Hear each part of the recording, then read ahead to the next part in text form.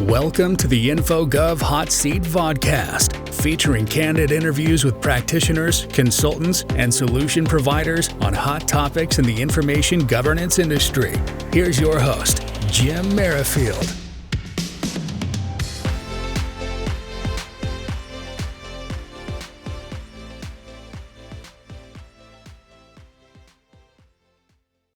Well, hello and welcome to the InfoGov Hot Seat. I'm your host, Jim Merrifield, and with me today is Jim Koziol from Epic. Welcome, Jim. Hey, Jim, how's it going? Awesome. It's great to have you on the hot seat today. I promise I'll be nice with the questions, and we're just going to learn a little bit about Jim from Epic. So listen, first question, Jim. I know we've known each other for quite a long time, but let's have the audience get to know you a little bit. Can you tell us a brief introduction of your role, how long you've been with Epic? I know it's a recent move for you. And again, one fun fact about yourself. Don't forget that fun fact because I will ask you. Okay, the pressure's on already. So I started with Epic, coming up on my 1-year anniversary, started in December of 2022. I am a senior director of information governance with Epic. I actually accepted my job offer there before I saw the job description. So I kind of split my time between a little bit of pre-sales support and a little bit of like services delivery.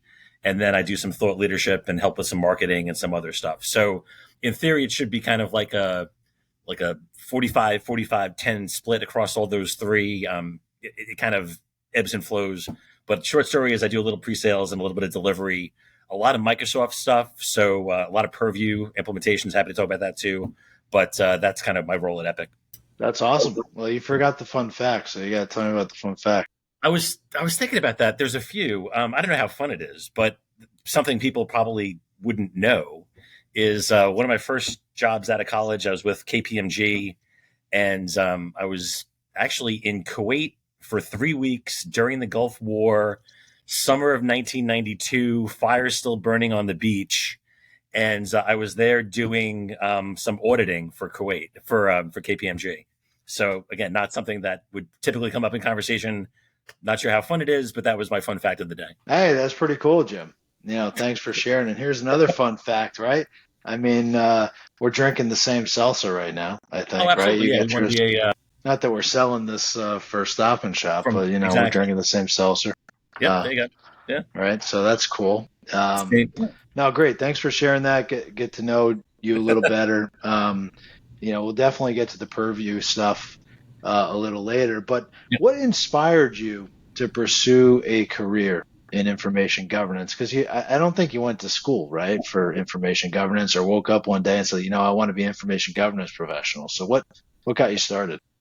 So I'm the youngest of four. My brother was an accountant. I thought he seems to be doing pretty well. I will be an accountant. I was taking finance and accounting classes beginning as early as like 9th grade in high school. Started taking accounting classes in college. Got to accounting 201 and realized that accounting probably wasn't going to be for me. I actually switched to finance literally just to graduate. Otherwise, I'd still be trying to pass accounting 201 at some random university.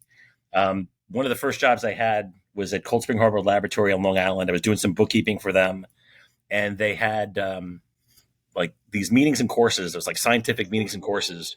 And in addition to my bookkeeping responsibilities, I was like a meeting planner, right? So they'd have these scientists come in from around the world, anywhere from a week to 3 weeks. You'd do their accommodations. You'd set up a program. And along the way, and I'll date myself, Windows 95 comes out. So I start doing like IT stuff for the group. I start doing their website. And ultimately, I'm young and stupid. I'm thinking I can send and receive emails. Therefore, I'll become an email administrator. So I took like these Microsoft classes and got a job with the city of New York to do email stuff. Fast forward a little bit. So I'm doing all this Microsoft kind of technology stuff.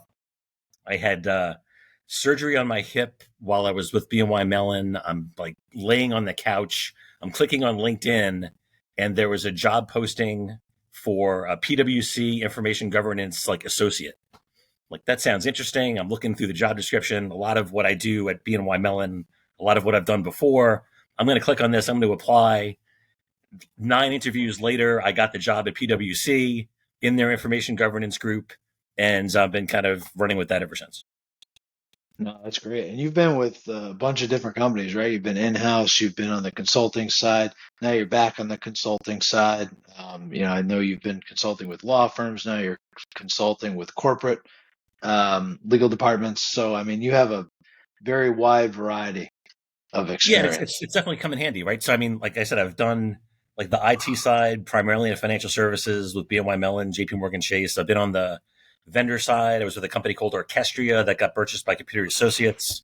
I've been on the like I said, the consulting side with BDO, PwC, Lighthouse, Epic. So yeah, I'd like to think that kind of the different experiences kind of help me as a consultant, so I can kind of relate to different people along the way. Yeah, no, 100%.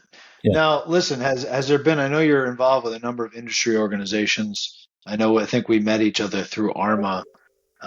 Has there been any mentors or role models who have significantly influenced your journey in information governance? So again, good question that I was thinking about, and there's probably like a multi-part answer to that. The first thing that I thought about when I was thinking through that was kind of like the family side of it, not so much, and it relates to information governance tangentially a little bit, but like my dad, who has been passed away like in the mid 90s, I guess. But I mean, he was a milkman in the South Bronx for like 25 years, and he would get up every morning at 2:30 in the morning and get home every afternoon at 2:30 in the afternoon, and he did that like 5 days a week for like 20 or 25 years, and just the work ethic that he had in his job, I think kind of somehow kind of transitioned to me a little bit to make sure that I was, putting the time in, whether it was learning technology or kind of learning the people and process kind of around that. So definitely he was kind of the first person I thought of. My brother was another person where, again, he went to do accounting stuff. He was working for banks. He went and did his own thing. He had his own company for like 20 years doing asset-based lending kind of inventory stuff. I worked with him a little bit. And just, again, the work ethic of, having your own business and, hiring people and keeping clients happy. And so, again, kind of that was kind of the foundational stuff. And then there's like been other leaders along the way too. I can think of one, again, at Cold Spring Harbor Laboratory. David Stewart was one of my first bosses. And then even more recently, a guy named Todd Grantham, who was a boss I had at BT. And just the way they led and they gave people the opportunity to kind of do different things and experiment, that sort of thing. So definitely like those four kind of stick out, but honestly, really just learning from everybody. I mean, you mentioned ARMA. I mean, there's just so many smart people that you kind of come across on a day-to-day basis, like at the conferences and whatnot, and just kind of picking everybody's brain and learning a little bit and kind of putting that all together, hopefully, it works out the right way. Yeah, no, absolutely. So you had some family mentors, right? Support there, Yeah. good foundation, and different bosses or different coworkers, and of course industry associations. So no, that's great. Thanks for sharing that with us. Yeah, we actually even go back pre-ARMA. It was the whatever conference you and Nick did in Hartford. That was the first time I met All you. right. All right. Okay. Yeah. Info GovCon, right? Yeah. Yeah, No, there you go. it's been so long. Yeah. Unbelievable. So cool. So let me ask you this question. So here's an interesting one. If you could give your younger self one piece of advice, Jim, what would it be? Yep. The first thing that came to mind was to ask for help. So especially now, right? You can Google anything, you can chat GPT anything, and it'll pretty much spit out an answer. I mean, obviously that wasn't always the case for me, especially earlier in my career, thinking about like technology, user has a problem, how do you solve it? Um, I really wish I would have leveraged my network a little bit better to ask for help versus trying to spin my wheels to find an answer that might not be the best answer. And again, that kind of goes back to the whole, all these smart people at ARMA and these other organizations within your company, family, friends, network. That's the one thing I wish I would have kind of connected the dots earlier on is it's okay not to know the answer. You're not going to know everything, and to really just ask for help, and you'll likely get a better answer than trying to figure out yourself. Yeah, no, listen, I think that's great, humble advice. I mean, we're always learning, right? We learn from each other. That's why we go to these conferences. That's why hopefully the people listening to this podcast are willing to learn, right? We're sharing information here. You're sharing your experience, and we learn from each other's experiences. So I think that's wise advice from to the younger Jim. Yes, and to the kids too. I've got 3 kids. I've got a high school senior, a junior, and a 7th grader. And sometimes I wish they would ask for help more than they do, but so far so good. Yeah, it's hard to. I mean, they definitely ask Google or ChatGPT for help, right? I mean, Yep. yeah. I mean, I have to say, ChatGPT is pretty interesting, especially if you're going, on a vacation or something. You can punch in some words and say, "Hey, what's going on in Boston today?" or wherever you're traveling. So there's definitely some use cases, but I think the human interaction, I don't think that'll ever be replaced. Yep, no, I agree. And even just, having conversations like this is it's so much fun. So it's great.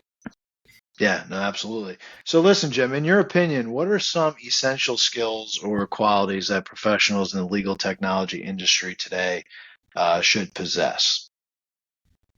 Yep. So again, kind of thinking through it again from my lens, kind of my perspective, like I said, I mean, I was going to be an accounting major, a finance major. I never would have thought that I would have been talking to you about information governance if you would have asked me, 15, 20 years ago. So kind of based upon that, I really thought, like flexibility, adaptability, willingness to try something new, go outside your comfort zone. I think, those are really essential qualities, for most lines of business, but for folks in legal technology specifically, you mentioned ChatGPT, all the conversations around AI, and you really, you can't be afraid of these technologies or afraid to try something new, because otherwise you're going to get stale and you're going to get kind of left behind. So those are some of the top of mind things. And then the other one was around kind of soft skills versus technical skills. We've been interviewing for some open positions at Epic with some really brilliant technical people. And I think what separates them when there's kind of the tie is the soft skills and the ability to, effectively communicate, whether it's through stuff like this or, presentations or just stuff like that. So I really think, that's another area where people should consider, what those essential skills are. Yeah, no, I think that's wise advice, right? Just do a lot of listening, right? You can learn so much from others, right? People have Oh, been yeah. there, Yeah, and especially, done that, as a and consultant, I think, the more you're listening, the more you're actually doing a service to your clients versus, there's definitely the right time to give your opinion and have that conversation. But I find a lot of times just taking a step back and listening and really understanding what the person is trying to accomplish is going to help out in the end. yeah, no, absolutely. Now, listen, you mentioned Microsoft Purview, right? So it's going to kind of tie that in to this question because I know a lot of organizations today. I mean, everybody uses Microsoft, right? You either use Microsoft or Google Yep. for Office. A lot of companies use Microsoft or Google for security or governance or whatever. Is there any particular skills? One of them that comes to mind is Power BI, right, with Microsoft. Like, is there any essential skills in there that you think people should focus on? Yeah. At this point. So again, I mean, I was at a Microsoft event a few weeks ago, and I was at another conference recently, and I think every third word from people was around AI, right? So the Chat GPTs, the Open AIs, the Bards, whatever. And that's becoming more pervasive, in every conversation that we have. So again, I think to the extent that folks can understand, those capabilities of those different tools, I think it's going to become more and more prevalent within, 365, within Purview, as well. But really, it's almost like it's like a reading comprehension game too. Purview changes all the time, right? So there's the public facing roadmap that kind of gives you some visibility into what's coming. If you're an IT person, you get some like alerts in the admin center or whatnot. But again, really just kind of diving into it and understanding it and using it and testing it. That's really what's going to help you kind of master Purview to the extent that you can. For sure. Yeah. I mean, I don't think, I don't want to guess here, right? But just for those in the audience maybe listening to this podcast, in like one sentence or one or two sentences, what is Microsoft Purview? Yeah. So it's kind of collection of different tools and capabilities within Microsoft 365. It's more of an admin tool that lets administrators perform different functions. So if you kind of go down like the stack, there's communication compliance, which gives you kind of visibility into like, say, supervision. So if you're like a regulated, broker dealer, investment advisor, there's requirements to supervise those communications. There's a tool in there to do that. There's e-discovery tools. There's standard e-discovery, premium e-discovery, different licensing models. But basically it just kind of gives you the ability to, pull data, review it, export it, send it over to law firms. There's information security. There's like tagging of information. There's, from a records management IG perspective, there's retention, right? So you can apply retention to different elements within 365 across Exchange, SharePoint, OneDrive, Teams. So those are the top of mind ones. There's more data classification. There's compliance scoring and monitoring. There's privacy in there as well. There's the Priva capability for like data subject access requests and privacy risk management. So all it is it's like these series of like 8 to 10 different IT tools that an organization can use to just make things, less risky, more secure, have a better stance from an IG records management perspective. Awesome. Thank you for that summary. I didn't want to guess, take the stance that everybody understands what Microsoft Purview is. And I know it's always changing. So thank you for that, that definition. Yeah. So let me ask you, Jim, what's your perspective on the future of the legal technology industry? I know we talked about AI and Microsoft, what Microsoft's doing and things like that, but anything else that comes to mind? What's the future look like? Yeah, I was going to say, it sounds like Reveal is going to take over everybody, right? They just had the acquisition the other day. I don't know how that's going to play out, but it's super exciting for them. I'm super happy for them. That's going to be great to see how that goes. Again, I think really the AI thing was a top of mind thing for me from a legal technology perspective. But again, I think people focus so much on the technology, they don't take the step back to think about the people side and the process side.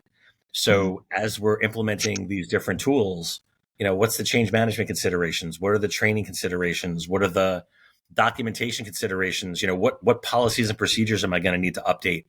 So, I mean, the future definitely from a technology perspective is changing all the time, and it's hard to keep up with.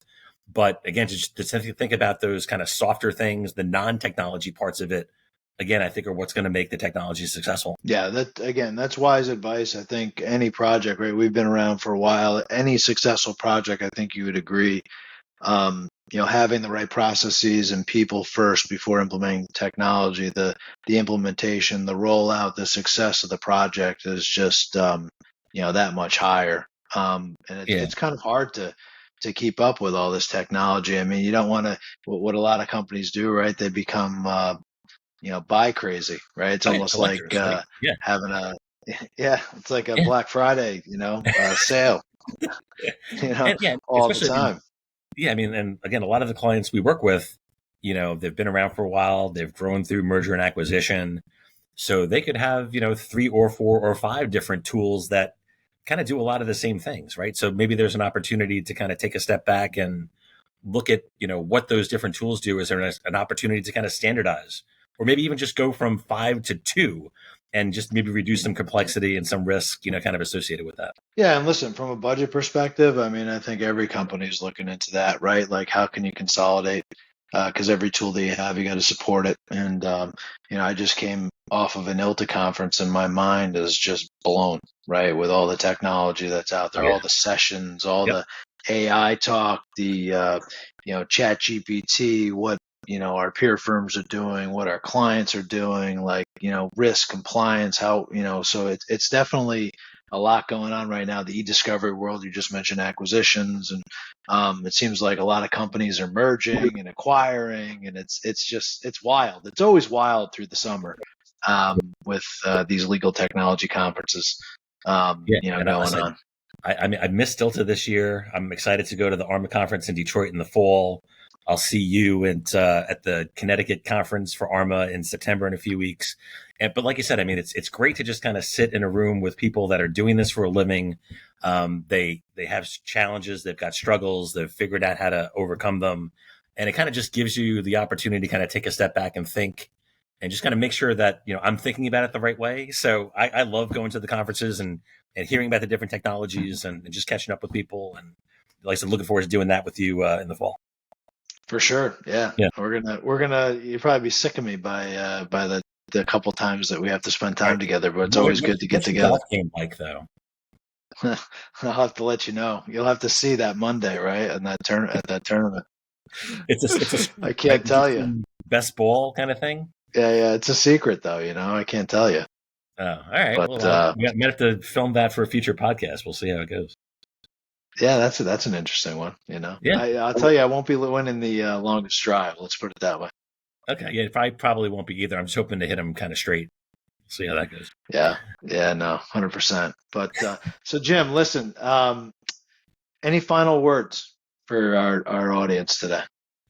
Again, I think in closing, I've been really, I guess, blessed. I mean, I was sitting at a table at the Legal Tech Conference, probably around 2014. Ann Gore's across from me. She being Ann, kind of sucked me into the whole ARMA vortex of being on the board of the New Jersey chapter. I got to speak at the ARMA conference in San Diego in 2014. It really just kind of taking advantage of the memberships, whether it's ARMA, ILTA, IAPP, pick a member organization, but really just kind of taking advantage of that. I feel like I don't do a good enough job of that, kind of taking advantage of those resources, reaching out to folks like you and others just to kind of check in and see how things are going, make sure everybody's doing okay. But like I said, it's mostly just happy to be here. Yeah, no, listen, this has been great. And again, Jim, I can't wait to see you in, I think it's at Mohegan, right? And then see you in Detroit for InfoCon. And, thanks so much for sharing your experience with our listeners today. I think it was definitely some wise advice from yourself, and we definitely thank you for that. Thank you everyone for attending today's episode of the InfoGov Hot Seat. Please visit our website, infogovhotseat.com, to view our latest episodes. If you'd like to be a guest on the hot seat like Jim here, please submit your information through our website. It's as easy as that. And thank you so much, and enjoy the rest of your day. Thank you for listening to another episode of the InfoGov Hot Seat. Follow us on Spotify, YouTube, Google Podcasts, Apple Podcasts, and LinkedIn. Check out our main website at infogovhotseat.com to view our latest episodes and much more.